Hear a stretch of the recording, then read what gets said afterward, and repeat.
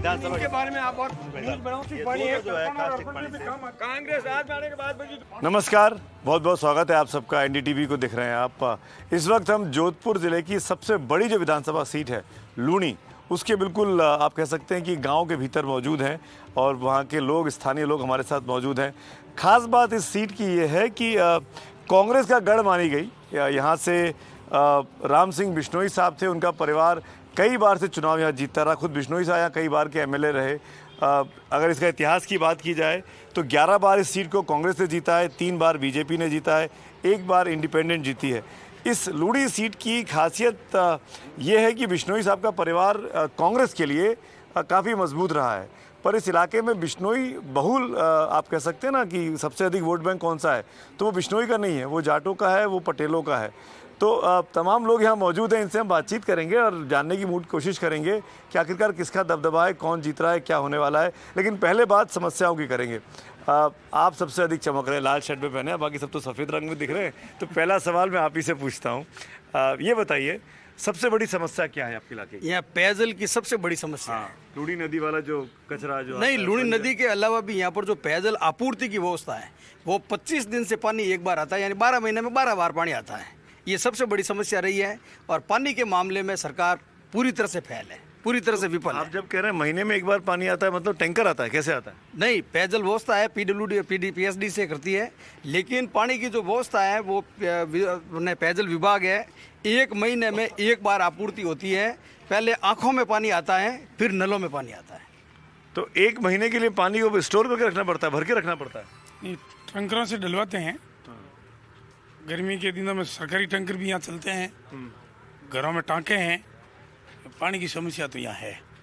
और मैंने पढ़ा आपकी कॉन्स्टिट्यूंसी के बारे में कि जो कचरा आता है फैक्ट्री का, गंदा पानी आता है, उससे भी नदी काफ़ी प्रभावित हुई है, बंजर हो गई है ज़मीनें। यहाँ पर लूणी नदी है जिसका पानी पाली की फैक्ट्रियों से आता है और पानी वो इतना दूषित है कि पशु और पक्षी भी पीते हैं तो वो भी मरते हैं। ज़मीन पूरी बंजर हो गई।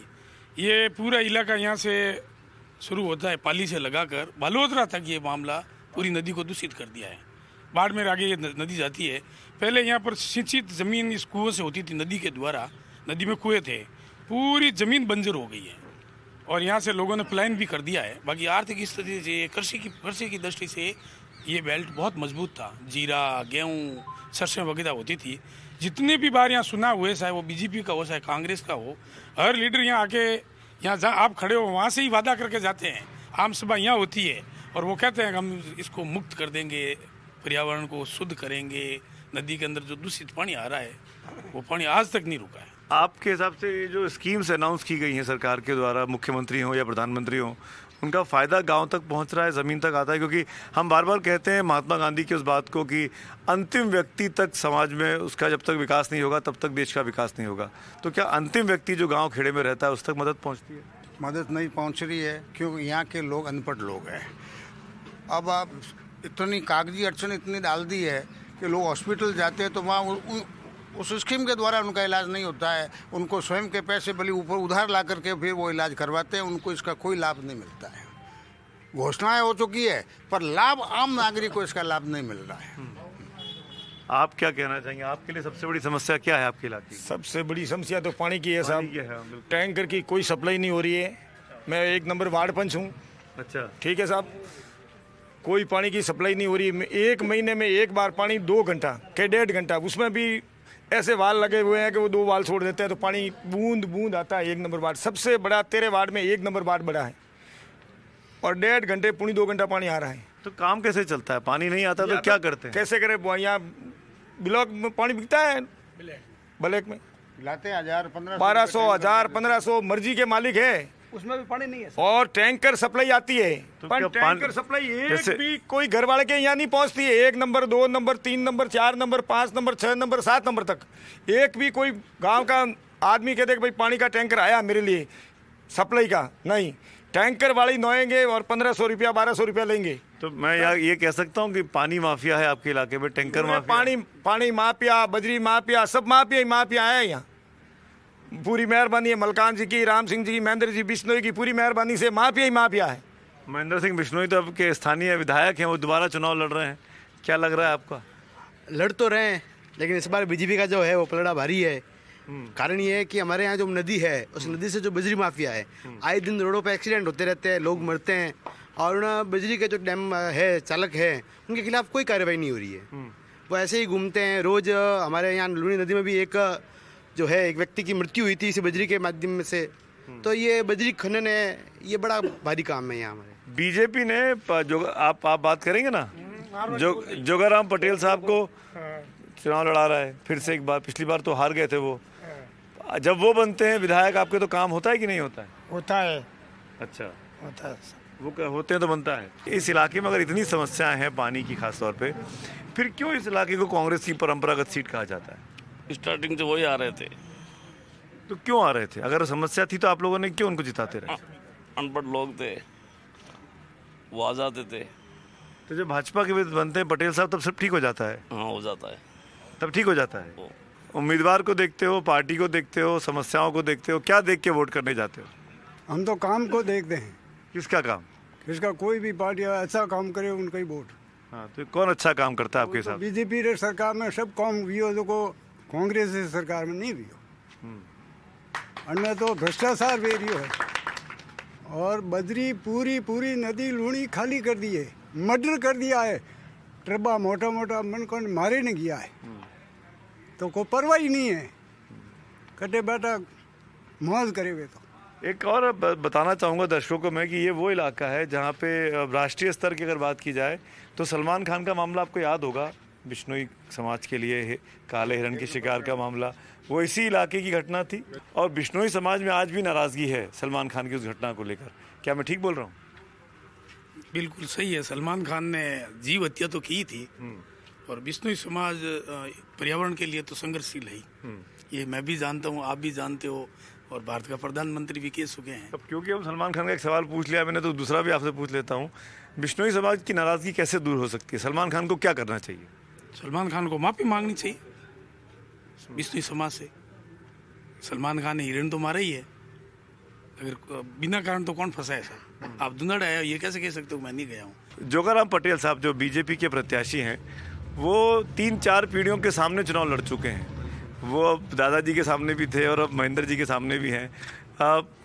ऐसा क्या है उनके अंदर कि वही चुनाव लड़ते हैं? क्या और कोई उम्मीदवार नहीं भारतीय जनता पार्टी के पास? उम्मीदवार है, पर वो सबसे योग्य उम्मीदवार है। और उन्होंने जितनी भी बार वो जीत के आए हैं तो उन्होंने ऐतिहासिक कार्य किए। अब आप पानी की समस्या बढ़ाते, उनके समय में हमारे यहाँ 8 दिन से पानी आता था। कार्यकाल में बीजेपी उनके कार्यकाल में 8 दिन से पानी आता था, और आज महीने से पानी आता है। तो उपलब्धि तो उनकी है ही है। ये लायब जल व्यवस्था की है, वो भी उन्होंने की है। जब इस स्थल पे खड़े हो आप, वो भी जोगाराम जी की मेहरबानी है। ये कितने पूरे गांव में इतने खड्डे थे। ऐसा तो नहीं कि ये गांव उन्हीं का है इसीलिए यहाँ काम हो रहे हैं। बिश्नोई साहब का गांव, वहाँ काम होते देखो, पीपली देखो, रोहिसा देखो, आप दूनड़ा भाषणा देखो। आप गांव की बात थोड़ी है कि भाई गांव के हिसाब से वो कोई गांव की बात नहीं। कहाँ भी देखो आप सीसी सड़क, इतनी बीच में देखो नहीं आप। जोगाराम जी की टाइम पूरी सड़क बनी है, सीसी पूरे गांव की सड़क बनी है, ओले दोले। और एक भी रोड ऐसा कोई है जो बोले कि बिश्नोई साहब ने भी काम किया है? मैं बताऊं सर, ये एक स्टेट हाईवे निकल रहा है यहाँ 68 नंबर 68 नंबर, जो डांगियावाद से बालोतरा जा रहा है, उसका निर्माण अभी महेंद्र बिश्नोई ने करवाया है। आप जोधपुर से आए हो तो भांडू और फीस के बीच में रोड महेंद्र जी बिश्नोई ने बनाई है। राजस्थान सरकार बिल्कुल वापस रिपीट हो रही है। अच्छा, रिपीट हो रही है। सीरमवीज योजना 25 लाख का बीमा योजना बनाया सरकार ने। इनकी बातों में रिपीट हो रही है। सबसे भ्रष्ट और निकम्मी सरकार ये है। सरकार पारदर्शी सरकार है। कुछ गलतियां हुई हमसे, मैं ये नहीं कहता हूँ नहीं हुई कांग्रेस से, कुछ गलतियां हुई हैं, लेकिन विकास की बाहर वही अब की बार भी यहाँ आप बोले। हमारे भाई साहब ने कहा कि पारदर्शिता है सरकार में। जो हमारे जो आरपीएस से जो पेपर निकलते हैं, जो हम एग्जाम देने जाते हैं, वो इनके कांग्रेस के राज में वो पहले पारदर्शी हो जाते हैं। वसुंधरा जी के टाइम भी 9 बार पेपर लीक हुए थे राजस्थान सरकार में। इस बार 17 बार हुआ है। हाँ, थोड़ी कमी रह गई है। दुगना होने में एक कम रह गया। लेकिन कुल मिलाकर चुनाव का माहौल गर्मा रहा है और अगले 15-17 दिन आप सबके ऊपर है, डिपेंड करता है कि कौन विधायक महेंद्र बिश्नोई ने यहाँ पर ग्रामीणों की मांग को देखते हुए विद्यालय में बायोलॉजी जो है ऑप्शनल उन्होंने खुलवाया है, तो शिक्षा के क्षेत्र में भी उनका ध्यान है। लेकिन सबसे बड़ी यहाँ पर समस्या है वो पेयजल की है। चाहे भारतीय जनता पार्टी की सरकार रही है, पानी उस समय भी 10-15 दिन से आता था, अब थोड़ा बढ़ गया, अब 10 दिन और लेट आता है। लेकिन पानी के मामले में दोनों सरकार फेल है। पानी बिल्कुल कम आ रहा है, ठीक है। हमारी सरकार में साहब 5 साल में 1 रुपया भी कम नहीं हुआ साहब। सरकार ने बोला कि नदी के अंदर जो कुएं होते हैं उससे नदी का पर्यावरण बिगड़ जाता है। अब कुएं से पानी निकाल के हजारों आदमियों को अन्न उपजा के उसके पेट की आपूर्ति होती है, और अभी बजरी खोद के लोगों के घर के चिराग बुझा दिए हैं। वो काम तो कांग्रेस सरकार ने किया ही है। पुलिस भी साथ में है, एमएलए भी साथ में है, और बिश्नोई समाज पूरी ये फोकट में मिल रही है बजरी, इसका पैसा नहीं है, इसलिए वो धड़ेले से प्रचार करिए। रही बात एक, कांग्रेस सरकार ने काश्तकारों के लिए बोला था कि हम पशुओं को बीमारी के लिए 5,500 रुपये देंगे, तो दुंदाड़ा के अंदर नहीं बल्कि लूणी क्षेत्र के अंदर भी कहीं पर भी किसी भी आदमी को 2 पशु का अगर 80,000 दे दिया है तो वो साबित करके बताए। मतलब जो कहा वो नहीं किया, ये मात्र चलावा है, बोलते कुछ है करते कुछ नहीं है। पर सांसद तो आप ही का है, इस इलाके की खासियत ही यही कि अगर विधायक वहाँ का है तो सांसद आपका है। सांसद क्या करते हैं? सांसद इसी का क्या होता है? नहीं, सांसद इसमें क्या करेगा, वो तो मुख्यमंत्री कोष से हुई है ना घोषणा। तो गजेंद्र सिंह जी ने बताया 30 करोड़ रुपए पानी के लिए सेक्शन किए यहाँ जोधपुर में, और लगे हैं 10 करोड़ रुपए, और 20 करोड़ का घोटाला बताया उन्होंने। सांसद का 1 पैसा नहीं लगा है। पिछले 10 साल से सांसद साहब का इस एरिया में 1 रुपया नहीं लगा है। नहीं, आप कहते हैं गजेंद्र सिंह ने काम नहीं करवाया। पहले यहाँ धुंधाड़ा से महादेव जाने के लिए 1 घंटा चाहिए था, 6 किलोमीटर में पुड़िया है। अभी आप देख लो जोधपुर धुंधाड़ा, और राज्य बढ़ाया गजेंद्र सिंह, राज्य बढ़वाया देखो साहब, हमारे कांग्रेस के कार्यकाल में भी खूब सारे काम हुए हैं। English medium, Mahatma Gandhi English medium यहाँ खुली है, ठीक है।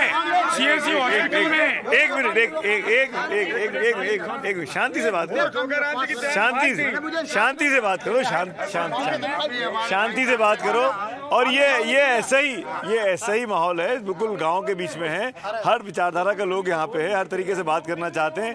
आपके हाथ में अब ताकत है, अगले 20 दिनों में आपको तय कर देना है। 20 दिन भी नहीं बचे, अब तो और कम दिन बचे हैं। आप जिसको चाहे वोट दो, लोकतंत्र की ताकत यही है, जिसको चाहे वोट दो। हमसे बात करने के लिए आप सबका बहुत बहुत शुक्रिया, धन्यवाद लूणी की जनता का। और हम ये कहना चाहते हैं कि यही लोकतंत्र की खूबसूरती है, और इसीलिए हमारा हिंदुस्तान जो है वो दुनिया का सबसे मजबूत और सबसे ताकतवर लोकतंत्र माना जाता है। इतने सारे विचारों के बावजूद भी एक साथ एक छत के नीचे खड़े हैं, और मेरे आने के पहले सब साथ बैठ के यहाँ चाय पी रहे थे। मैं भी कैमरा बंद करूंगा, फिर से हम सब बैठ के चाय पीने वाले हैं। बहुत बहुत धन्यवाद एनडीटीवी को देखने के लिए, thank you so much.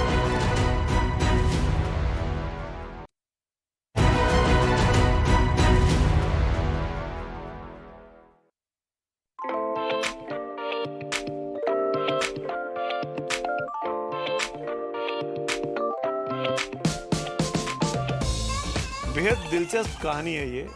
Jodhpur की विधानसभा सीट है सूरसागर करके, वहाँ पर ये शॉप है एसपी टेलरिंग करके। एसपी साहब हमारे साथ हैं, शुक्रिया, धन्यवाद। आप व्यस्त हैं, मैं जानता हूँ कि चुनावों का मौसम चल रहा है।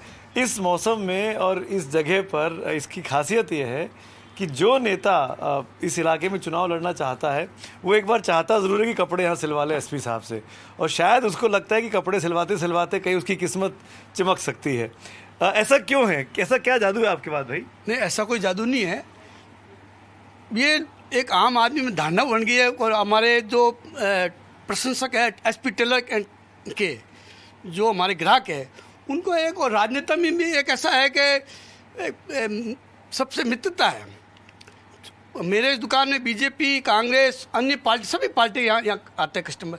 वैसे मैं भाजपा के साथ संबंधित हूँ, लेकिन इस दुकान में पार्टी वाली कुछ नहीं है। पता चला कि गजेंद्र सिंह शेखावत यहाँ आते हैं, कैलाश चौधरी जी यहाँ आते हैं, अयूब खान साहब आते हैं, उनके सुपुत्र जिनको अभी टिकट मिल गया यहाँ से, यंग है बिल्कुल 26, 25, 26, 27 साल के, उनको भी क्या लगता है कि आपके यहाँ कपड़े सिलवाए थे? देखो साहब, पिछले गजेंद्र शेखावत से बहुत पुराना संबंध है।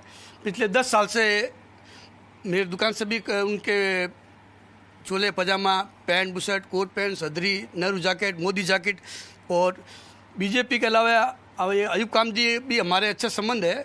पार्टी उनके अलग है, लेकिन उनके भी कपड़े, उनके बेटे भी कपड़े यही बनते हैं। जो जोधपुर के वर्तमान जो जिलाध्यक्ष है देवेंद्र जी आपके साले से भी चुनाव लड़ रहे हैं। उनके भी नहीं, वो तो जिलाध्यक्ष है। अच्छा। और जो सूर सके के विधायक है आदरणीय देवेंद्र जी जोशी, उनके कपड़े भी अभी यही बन रहे हैं। और यह क्या तमाम पार्षद के, सरपंचों के, प्रधानों के, या राजस्थान से नहीं अन्य राज्य से भी आके यहाँ बनते हैं। आपके गोवा के अध्यक्ष हमारे भाजपा के, उनका बंद गला का सूट भी यहीं से बन के गया। अच्छा, एक बात, और सतीश जी पुणे का बंद गला का सूट यहीं से बन के गया। शशि जी एक बात बताइए, ऐसा कोई व्यक्ति है जिसके लिए कपड़ा सिलना चाहते हैं आप, जब मन है कि उसको एक अपने हाथ का कपड़ा पहनाना? मैं छोटा मुंह बड़ी बात है, एक बात हम चाहते हैं आदरणीय मोदी जी भी हो, अमित शाह भी हो, और आपके योगी जी भी हो, और योगी जी तो चोखा पहनते हैं पूरा हाँ, सन्यासी वाला। और हम तो चाहते हैं बल्कि विपक्ष में हो अशोक जी, उनका भी कोट पैंट और आपके चलो पर हम चाहते हम सिल के दे। आपके यहाँ फोटो लगी हुई मोदी जी की, एक स्टैचू लगा रखा, वो क्या है? वो ये हमारे सबके आदर्श है, हिंदुस्तान के आदर्श है। ये भी मोदी जी चोले पजामा और जैकेट और टेलर को आगे बढ़ाने में मोदी जी का बहुत बड़ा योगदान है। कैसे? ये तो जब से मोदी जी भारत के प्रधानमंत्री बने हैं, उनके जो देख के आम आदमी जो जैकेट हो ना, वो फेमस हुआ है।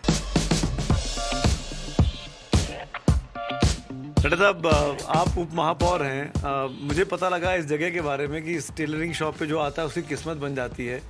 आप क्यों आए हैं यहाँ पे? जो भी कपड़े बनाने आता है, हम तो रेगुलर इन्हीं से बनाते हैं, बरसों बरस हो गए, पर ये सब को नेता बना देते हैं और जनता की सेवा के लिए उसको तत्पर रहते हैं। शॉप की ये खासियत हो गई आज की डेट में कि जो यहाँ कपड़े सिलवाएगा वो अपनी किस्मत भी चमकवाएगा। कितनी किस्मत चमकेगी ये तो खैर जनता तय करेगी, पर इस दुकान को लेके और कम से कम सूर सागर सीट को लेकर हम ये कह सकते हैं कि जो भी कैंडिडेट खड़ा होता है उसकी इच्छा ज़रूर होती है कि एक बार आके एसपी साहब के हाथ का बना हुआ कपड़ा ज़रूर सिलवा लें, ज़रूर पहन लें। क्या पता इसी बहाने विधायक बन जाएँ, कोई बड़ा किस्मत चमक जाए। तो कैमरामैन जेवियर और मेरे सहयोगी अरुण हर्ष के साथ मैं सुमित अवस्थी, NDTV के लिए।